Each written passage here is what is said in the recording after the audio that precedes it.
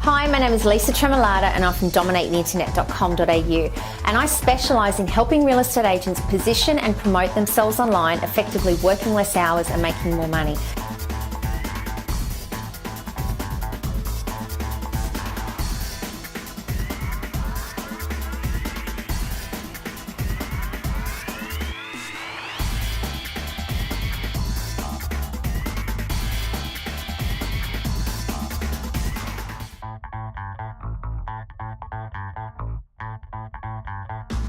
So what's next for you online? Actually, there's two parts to the question. First of all, what's next for you online? Okay.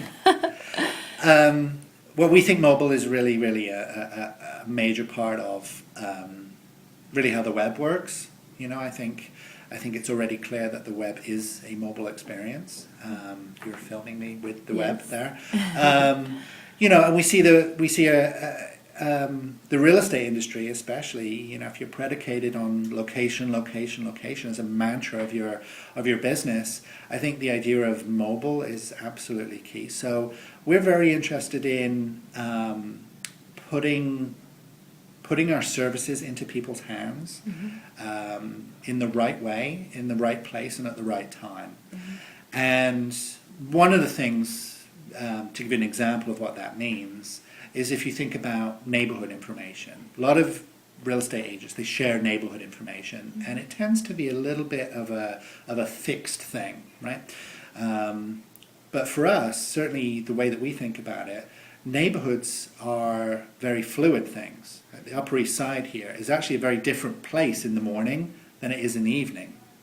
Or the Upper East Side is actually a different type of place when it rains versus when it's sunny. You know, people do different things, and they experience the neighborhoods in vastly different ways based on time of day or the weather and things like that.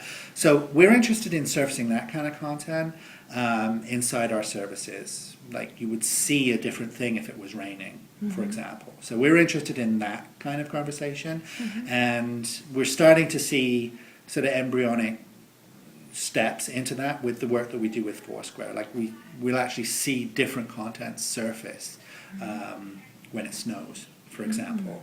That way it doesn't, or if you think about it from a time of day, like, you would never see the breakfast tips at noon, like that kind of stuff, because it doesn't really make sense based on what you would be looking for in that moment. So we're thinking about mobile from that perspective.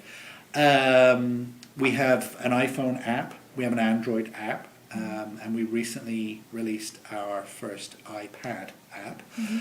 So we have a fairly strong presence of our own within certainly smartphone and tablet markets. And we're trying to do things that are sort of competitively differentiated, and not just pins on maps. You know, we sort of have this perspective that when people look for things, they want deeper, richer experiences than just volume of results. And you know, ultimately we're interested in finding, not searching, really.